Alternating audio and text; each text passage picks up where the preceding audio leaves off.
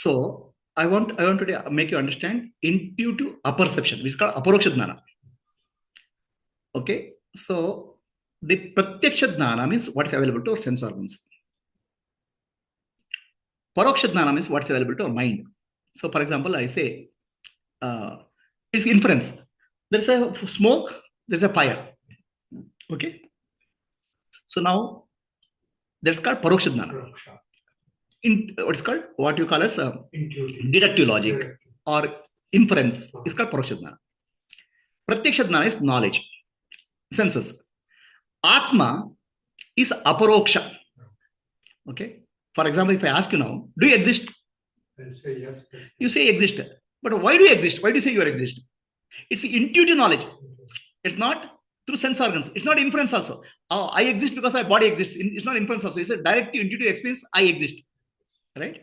It's a clear direct intuitive experience that I exist. It doesn't require proof for you. I mean, I would say, how do you think you exist? I suspect you don't exist. You don't get a doubt because it's direct intuitive experience. I mean, you are. It is just a basic. It's called intuitive experience. Okay, it's unquestionable for you. You can question anything.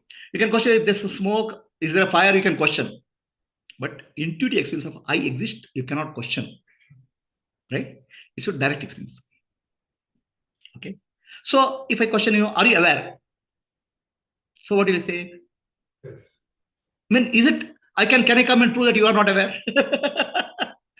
It is again intuitive. Yes. So I exist, I am aware is direct experience for you. It's called Aparoksha. It doesn't require any proof. Even if I come and prove to you that you don't exist, you cannot accept. Even if I come and prove you are not aware, you cannot exist. You cannot accept it, right? So I is called consciousness. I am is called existence. Every time when I say I am, you are saying have a Aparoksha Jnana that I exist. In every statement of yours, you are claiming Aparoksha Jnana. Right? But it's not full Aparoksha. It's partial Aparoksha. Okay?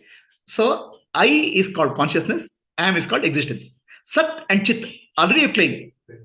Okay, you already claim in waking state. But what you don't claim in waking state is called Ananda, happiness. You go on searching for happiness. Right? So the Ananda is not available to you in the waking state fully. It's available in small pieces. Okay? But the problem is, even the small piece Ananda is Ananda only, that you miss that real Ananda. So let's say I eat a gulab jamun. Oh, it gives me happiness, Ananda. Okay. So now I attribute happiness to gulab jamun. In fact, Ananda didn't come from gulab jamun. Ananda came from Atma, reflect on the mind. So we wrongly identify source of happiness in the world. Okay. That's what is called Adnana. Otherwise, in Atma Dana, Sat and Chit, we don't have any doubt anytime. Ananda only you have a problem. Right? Now, how do you get Ananda? Okay. So, Ananda, when you understand, objects of the world don't give happiness. All happiness comes from my Atma. Then even small cup of coffee gives you happiness, but it's Atma Ananda, not coffee Ananda. Adnani thinks coffee Ananda is coffee Ananda. Whereas Dani knows coffee Ananda is Atma Ananda. That's the difference. So, reference pointer is wrong. Okay. So, now every small thing, talking, walking can be Ananda, Atmananda. Then whatever Satchidananda comes together. Right? You don't have to close your eyes. With open eyes, you can understand every Ananda is Atmananda. Your pointer is wrong. So, okay, fine. Now, inquire who am I? Right? So, when you inquire who am I, all answers what you get is false. So, people think that I inquire, keep on inquiring, who am I? You don't need to. Any answer which comes to your question, who am I, is false because it comes from mind. Then real I has no answer. It's silent. Right? So in that silence, if you are able to stay, then what will happen? Consciously, you will become silent first. Consciously. Right? But a lot of subconscious impressions are there behind. Conscious mind is 5%, subconscious is long. Now, subconsciously, there is impression stored. I'm so and so. I suffered so much. I'm doctor. I'm successful. All these subconscious impressions are there. Now, who will handle that subconscious impressions? You only have to handle. How do you handle it? You close your eyes and sit. Now, subconscious impression comes. I'm doctor. Aja, aja, aja. I'm not doctor. I'm Atma. No, I suffered a lot. Aja, aja, aja. I'm not sorry. I'm Atma. I'm Anuswarupi. Like that, subconscious impressions you have to Face. There's no, don't remove. Just face. They are telling lies. Your subconscious mind is giving you lies. Just say, I know. Then all of the gradually lies will come down.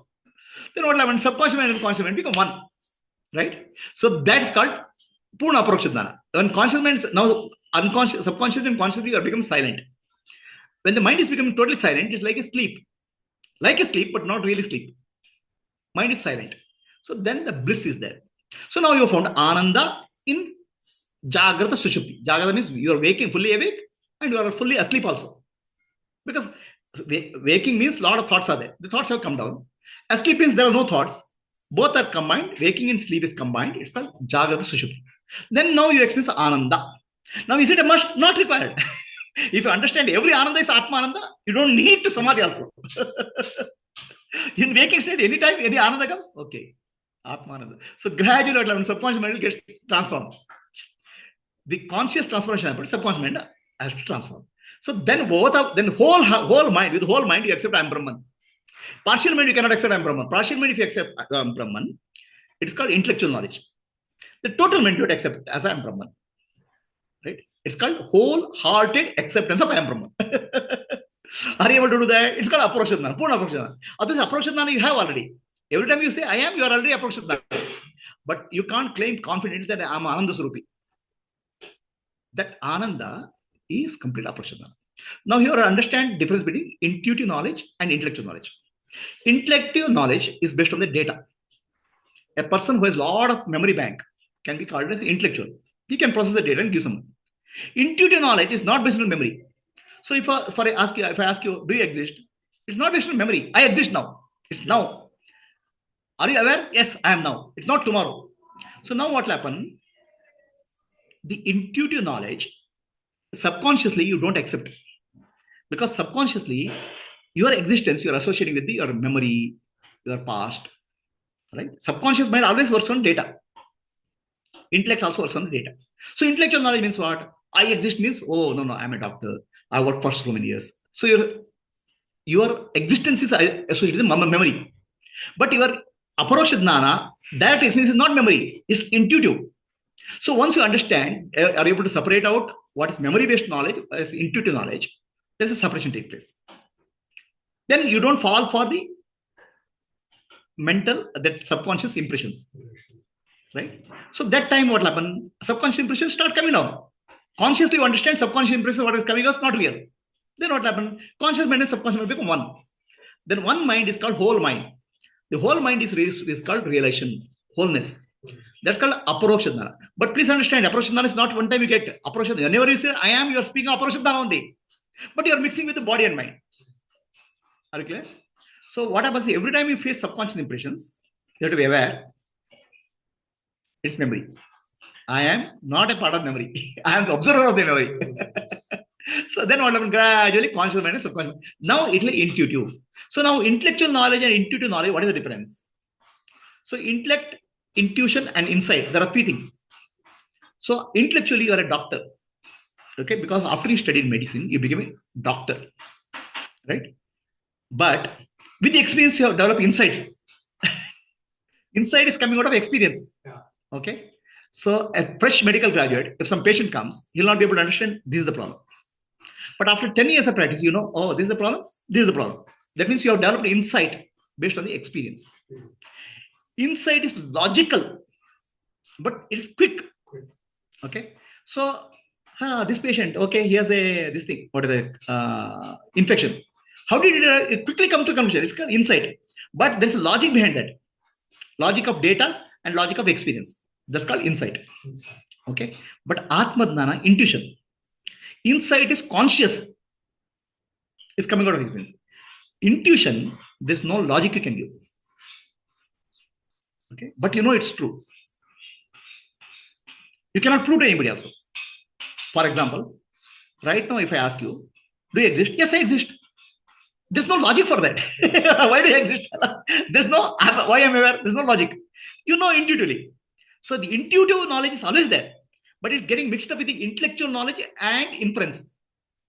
Okay. So if you are able to separate out, then intuitive knowledge is accepted by mind wholeheartedly. Conscious and subconscious mind together becomes one mind, whole mind.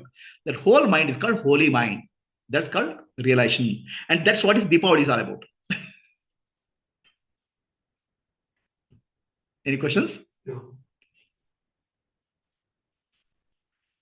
Any questions for people on the Zoom?